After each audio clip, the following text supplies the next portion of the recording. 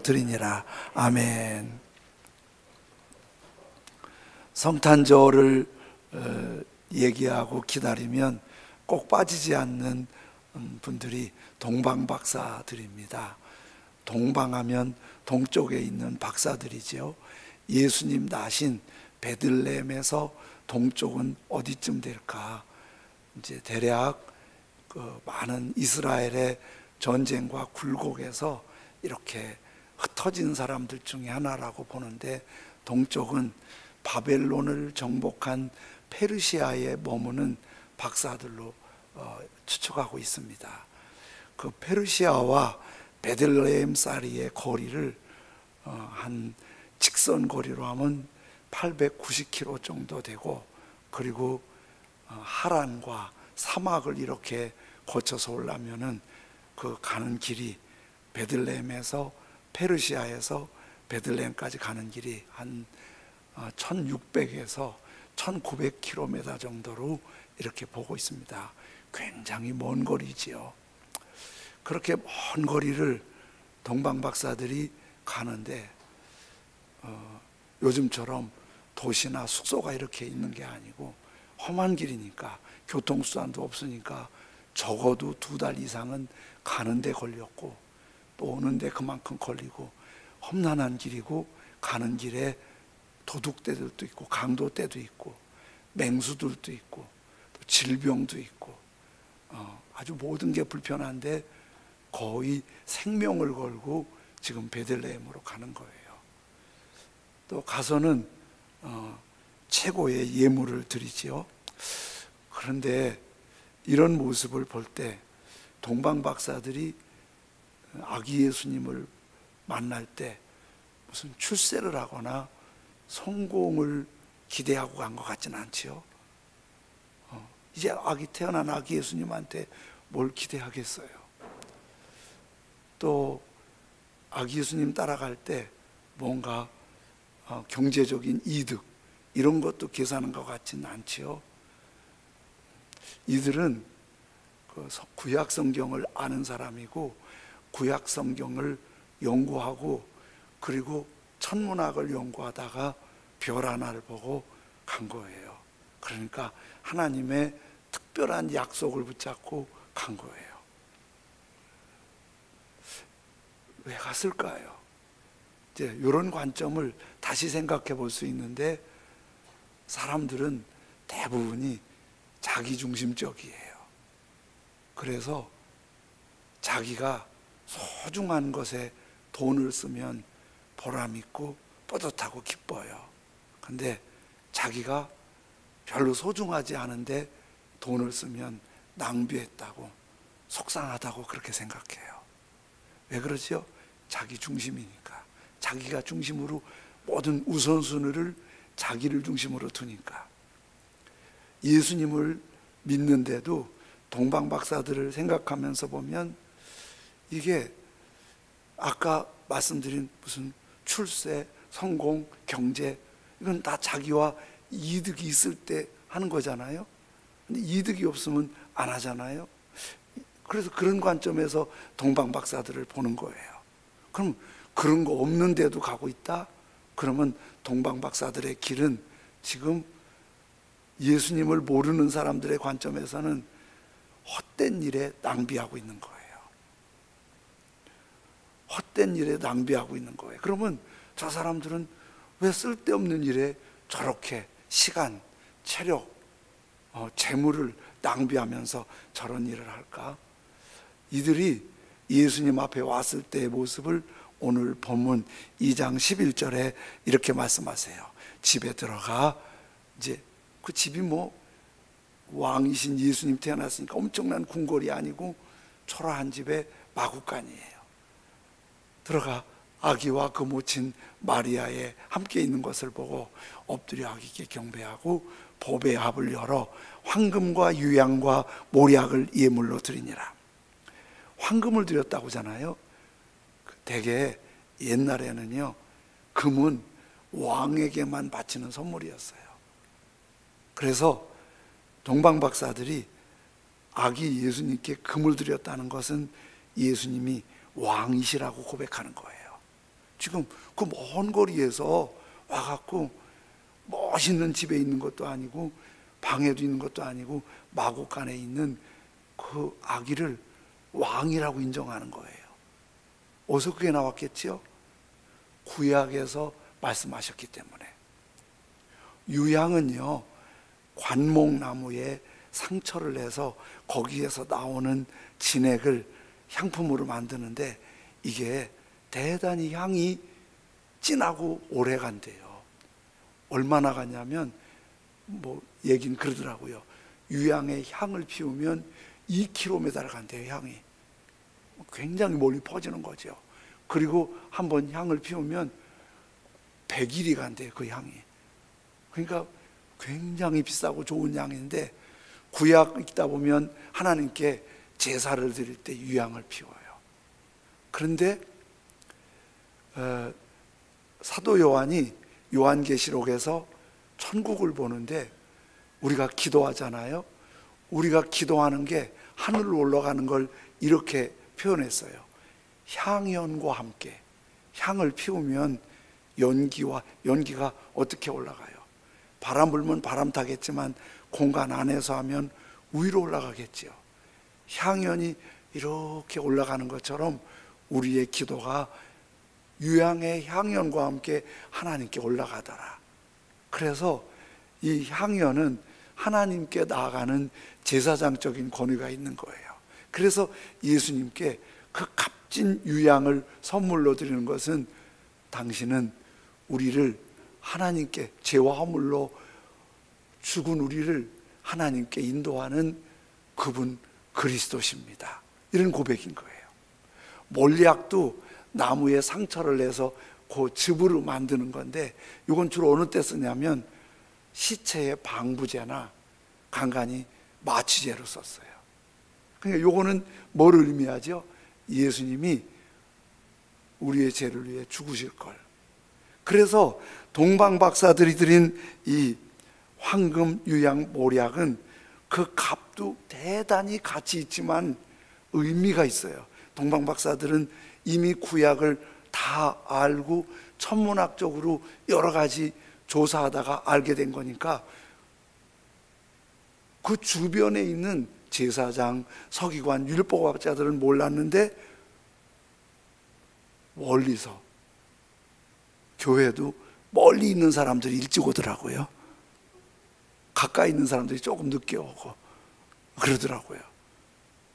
그 멀리에서 안 거예요.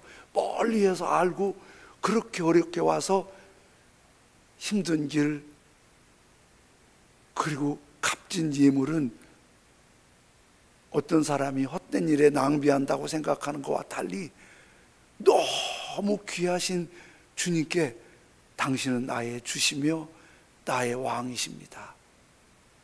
이렇게 고백하면서 예수님께 드리는 거예요. 근데 우리는 항상 자기 중심적으로 계산하니까 효율성을 많이 따져요.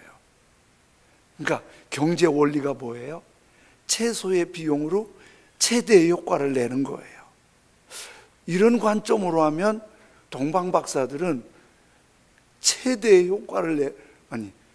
최대의 비용을 냈는데 경제적 효율이 너무 없는 거예요. 몸은 너무 힘들어요. 죽을 꼽이에요. 그만큼 드렸어요. 그런데 손에 쥔 거는 헤롯이 괴롭힐까 봐 몰래 도망간 것밖에 없어요. 그런데 우리 믿음 생활이 그렇잖아요. 이렇게 예배 드린다고 나갈 때 한 10만 원씩 주면 좋겠죠. 그거 없잖아요. 막 교회 와서 더 힘든 봉사라면 더 많이 주고 이러면, 근데 그런 게 없어요. 섬기는 건 너무 힘들어 하는데 나는 지금 뭐야 그럼 밖에서 헛된 시간 낭비하고 이렇게 앉았다고 말하면 우리가 그 말이 맞는 것도 같아요. 그래서 이런 것 때문에 경제 논리가 교회 안에도 들어와서 교회 안에서도 경제 논리를 갖고 신앙생활을 하려고 하니까 혼란이 있고 아쉬움이 있고 갈등이 있을 수 있는 거예요. 오래전에 우리 교회 청년 하나가 있었는데요, 이 청년이 내면의 고생을 되게 많이 해요. 어렸을 때부터 그 스트레스를 많이 받고 트라우마가 있었나 봐요. 그래서 늘 형제인데 늘 죽을 생각만 해요. 늘 죽을 생각만. 그리고 실제 자기 몸에 총을 쐈어요. 근데 그 생명은 건드리지 않았어요. 그러니까 막, 그래서 너무 안타까워서 제가 그 형제를 좀 돕고 싶어서 같이 붙잡고 기도하고 기도원도 가고, 너무 힘들어하면 교회 차로 태우고 바닷가나 산속 같은 데 드라이브 하면서 같이 걷기도 하고 얘기도 하고 그러면서 하는데, 어디 갈 때면은 그 친구가 계속 얘기해요. 나는 그냥 가만히 있으면 돼요. 근데 이 얘기가 되게 짜증나는 얘기예요. 마치 그 레코드판 고장 난 거 있죠. 한 얘기 또 하고 한 얘기 또 하고 막 그걸 너무 진지하게 열을 내면서 얘기를 해요. 그럼 막 내가 운전하는데 내가 막 짜증이 나는 거예요. 그 짜증 못 내잖아요. 얘기 들어주고 또 격려해주고 기도해주고. 내가 너무 답답해서 정신병원까지 데리고 갔어요. 가서 정신과 상담하는 것도 들어보고 나도 좀 어떻게 하면 도울 수 있나 여러 가지 찾았어요. 근데 결국 그 형제는 나 마음을 너무 아프게 하고 떠났어요. 내가 그래서 마음이 너무 힘들었어요. 여러 가지로 힘들었는데 제일 힘든 것 중에 한 가지는 이렇게 열매도 없는 이 일에 내가 이렇게 투자를 해야 됩니까? 이렇게 해야 됩니까? 그러면서 내 기도가 이런 기도였어요. 주님, 나한테 분별할 수 있는 지혜를 주셔서 쓸데없이 낭비하는 시간 그렇게 하지 않고 정말 실속 있고 좋은데 내가 더 많이 힘을 모을 수 있게 좀 해주세요. 그거 갖고 막 씨름하며 기도하는데 주님이 한참 기도하는데 이런 마음을 주세요. 너는 결과가 좋은 일만 할래? 그러시는 거예요. 결과가 좋은 일만 할래? 그 말씀이 딱 드는데 이제 예수님 생각이 나는 거예요. 예수님은 가룟 유다를 일찍부터 알았어요. 배신할 걸. 그리고 가룟 유다한테 계속 사인을 주었어요. 마지막 밤에 제자들의 발을 씻을 때 이런 추측들을 해요. 누굴 제일 먼저 씻었을까? 베드로는 아니거든요. 씻으러 가는 과정에 베드로 앞에 갔으니까. 근데 가룟 유다였을 거라는 거예요. 그 부분에서 이렇게 말씀하세요. 예수님께서 자기의 사람들을 사랑하시되 끝까지 사랑하시니라. 누구에게 포인트 줬겠어요? 가룟 유다 그럴 줄 다 아셨어요. 우리는 잘 모르지만 주님 다 아셨어요. 그래도 끝까지 사랑하세요. 쟤는 아예 포기하는 게 다 그게 아니에요. 이게 주님의 발자국이더라고요. 그래서 주님의 사람들은 그게 얼마나 효과 있을까? 그게 얼마나 이익이 될까? 그게 얼마나 도움이 될까? 이게 기준이 아니고 동방 박사들이 그런 생각으로 하면 못했겠죠? 어디? 아버지 마음이 가는 곳에 내 마음이 가는 거예요. 아버지 마음이 가는 곳에 아무리 생각해도 아무리 계획해도 아닌데 그래서 가는 게 아니라 아버지가 사랑하면 사랑하고 아버지가 섬겨야 되면 섬기고 그거예요. 지난 주일날 가다라집에 광인을 찾아간 예수님과 제자들 말씀드렸죠. 주변에 많은 무리가 에워쌌어요. 인기 폭발했어요. 예수님 갑자기 제자들을 건너편으로 가자 배를 탔어요. 풍랑이 너무 심해서 어부 출신 제자들이 죽는 줄 알았어요. 예수님은 피곤해서 배에 주무실 만큼 몸이 지쳐 있었어요. 그 좋은 자리 뒤로 하고 그 죽을 풍랑을 넘어서 쉴 시간도 없으신 예수님이 넘어간 곳이 귀신이 들렸어요. 마태복음은 가다라 지방이라고 그러는데 마가복음은 거라사 지방이라고 그래요. 예수님이 마가복음에 보면 그 귀신 들린 사람한테 그래, 네 이름이 뭐냐? 그러니까 귀신이 군대라고 그래요. 군대는 당시 단위로 6천 명의 군인이 있으면 군대예요. 6천 귀신이 그 사람한테 들어갔다는 거예요. 그러니까 흉악하게 미쳐갖고 가족도 마을 사람들 죽였으면 좋은데 차마 죽이지는 못하고 무덤가, 사람들이 없는 무덤가에 갔다가 쇠고랑으로 묶어놓고 죽든지 살든지 네가 알아서 다 포기한 사람이에요. 다 포기한 사람. 거기에 사람들 안 가요. 그 사람한테 잘못당하면 감당 못하니까. 이거 완전히 버려진 사람이에요. 근데 예수님께서 그 사람에게 그래요. 귀신아, 그 사람에게서 나오라. 그랬더니 그 사람 안에 있는 귀신이 벌벌벌 떨면서 예수님한테 우리를요, 저 돼지한테 보내주세요. 가게. 저쪽에 돼지떼가 돼지 풀을 방목하는 풀을 뜯고 있어요. 그쪽에 보내달라는 거예요. 예수님이 가라. 그랬더니 그 귀신이 돼지한테 갔어요. 6천 귀신이 돼지한테 갔는데 그 돼지들이 전부 다 귀신에 의해서 물속에 뛰어들어가서 몰사했어요. 죽은 돼지가 2천 마리예요.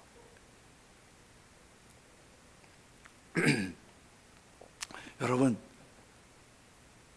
돼지 한 마리 얼마쯤 하죠? 한 50만 원이라고 그럽시다. 그냥. 그렇죠? 50만 원짜리 2천 마리면 얼마예요? 수학 빠르신 분들. 유치원을 안 좋은 데 나오셨나 보네요. 빨리 계산해 보니까 한 10억 정도 돼요. 10억 정도. 여러분, 마을 사람들, 가족까지 다 포기했는데 주님은, 그 사람은 경제적인 논리로 하면 돼지 한 마리 값도 안 되는 사람인데 주님은 돼지 2천 마리를 포기해서 그 사람을 살리시는. 그래서 주님이 뭐라고 그래요? 한 사람이 천하보다 귀하다. 주님이 그 눈, 그 시선으로 그 사람을 보고 있는데 그 사람만 보고 계실까요? 우리 한 사람 한 사람이 주님 보실 때 이 세상에 나 한 사람만 있어도 예수님은 나를 위해 십자가에 죽으실 수 있는 분이세요. 하늘 보좌 버리시고 오실 수 있는 분이세요. 그걸 낭비라고 생각하지 않으세요. 그걸 낭비라고 생각하지 않으세요. 그렇게 귀한 주님.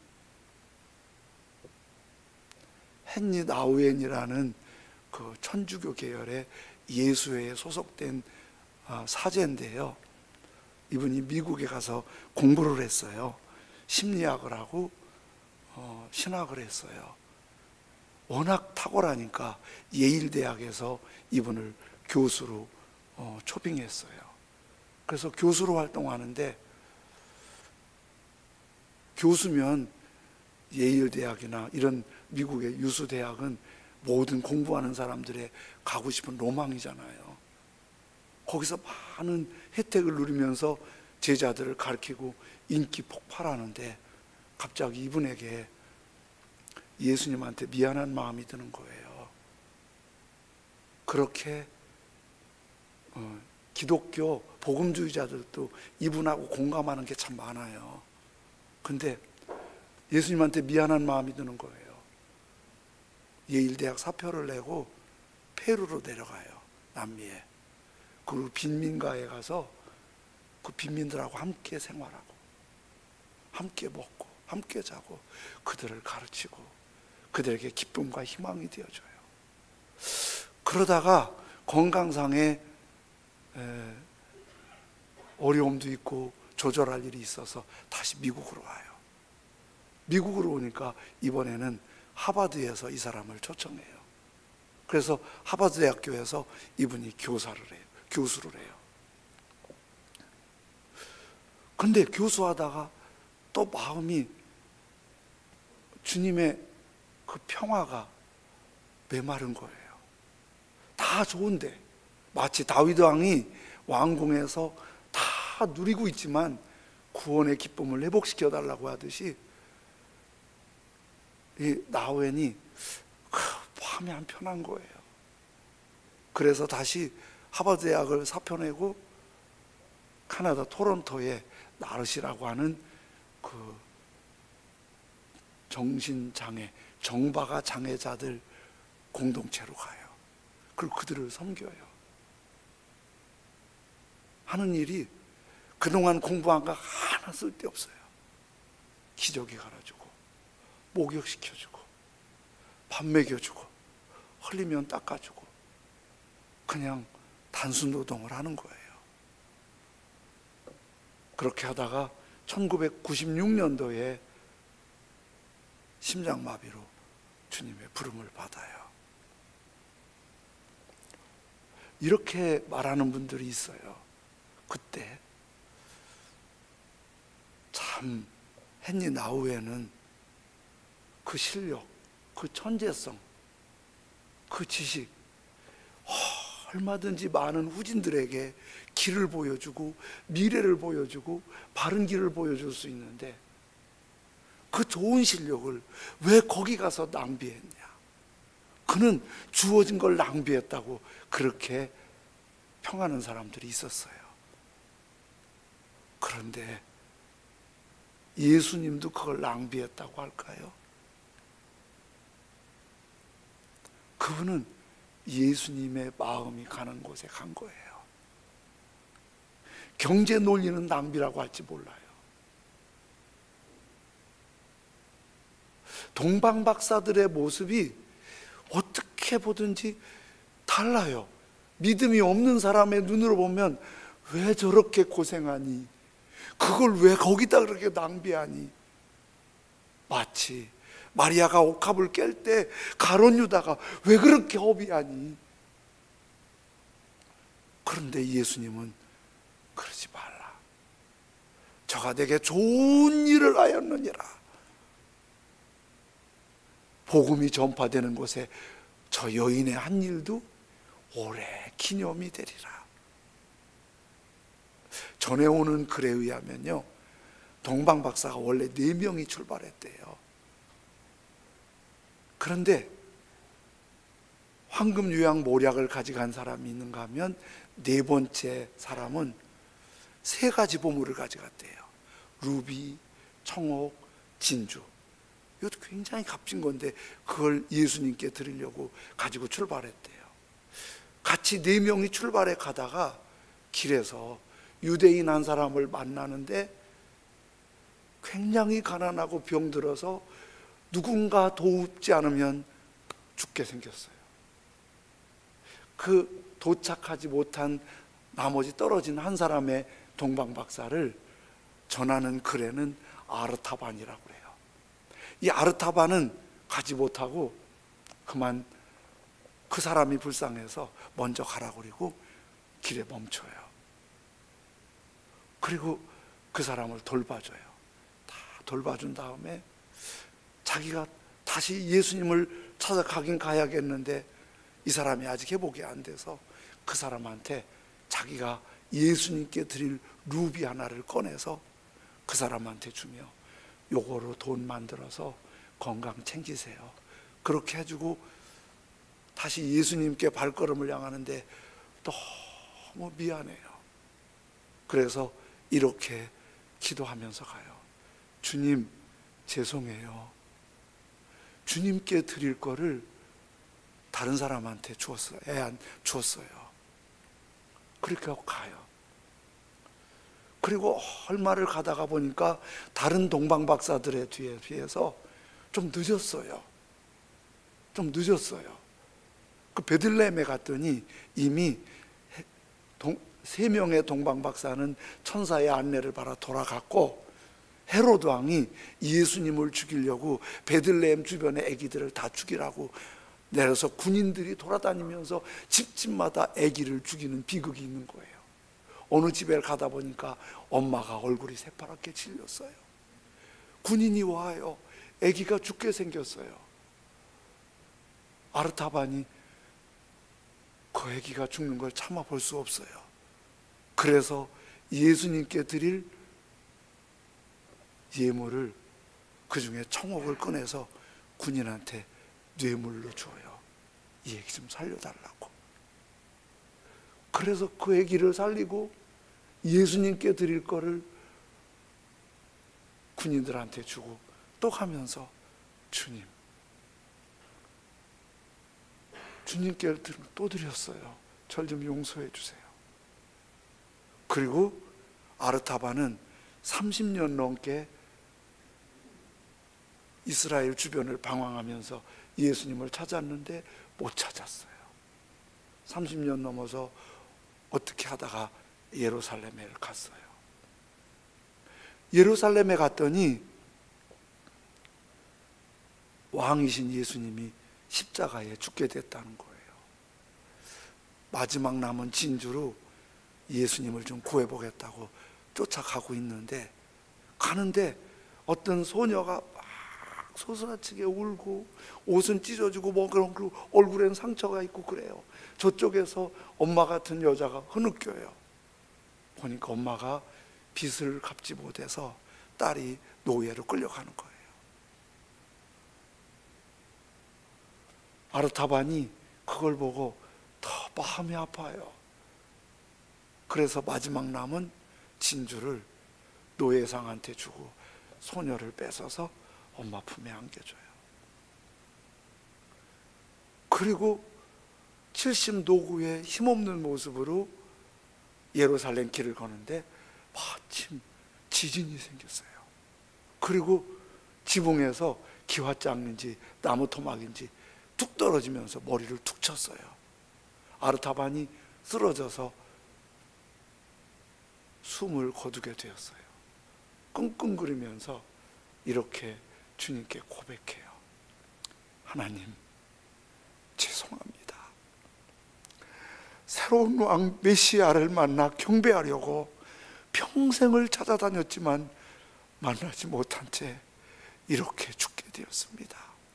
메시아를 경배하려 준비한 보석들도 없습니다. 정말 죄송합니다.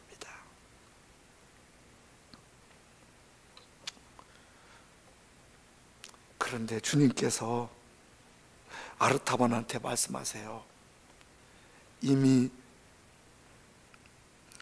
너는 나를 보았는데 어찌 보지 못하였다고 말하느냐. 이미 너는 나를 3번 보았느니라. 너는 내가 배고플 때 먹을 것을 주었고, 내가 병들었을 때 돌보아 주었고, 목마를 때 마실 것을 주었느니라. 아르타반이 주님께 다시 그래요. 내가 언제 주님께 음식을 주었고, 목마를 때 마실 것을 드렸으며, 병들었을 때 돌봐드렸습니까? 다시 하늘로부터 음성이 들려요. 진실로 내게 이르노니 네 형제 중 지극히 작은 자 하나에게 한 것이 곧 내게 행한 것이니라. 아르타반, 너는 정말 훌륭한 나의 아들이다. 나는 이미 너의 경배를 3번씩이나 기쁘게 받았다. 내가 작은 소자들에게 한 것이 바로 내게 한 것이니라. 내가 만난 불쌍한 사람들이 곧 나였느니라. 여러분, 우리 그리스도인의 가는 길이 가도 침묵하시는 하나님 때문에 버거울 수 있어요. 침묵하시는 그 주님 때문에 앞에 어두울 수 있어요. 오늘 우리가 예배 끝났을 때 주님이 이렇게 말씀해 주시면 좋겠어요. 너 예배 참 잘 드렸다, 내가 흐뭇하다, 이렇게 말씀해 주시면 예배 드리고 가는 우리가 얼마나 좋을까요? 그때 주님 말씀하지 않으세요. 우리가 준비한 헌금을 주님께 드릴 때 주님이 받으시고, 그래, 네 마음 내가 안다, 이렇게 들려주시면 얼마나 힘이 될까요? 안 하세요. 아르타반도 늘 죄송하고 힘든 모습으로 30년을 헤매고 당했어요. 그런데 이렇게 주님이 한번 너는 정말 훌륭한 나의 자녀야, 이 말씀 주님이 한 번만 마지막 순간에 나에게 들려줘도 우리는 행복한 사람입니다. 복의 사람입니다. 영광의 사람입니다.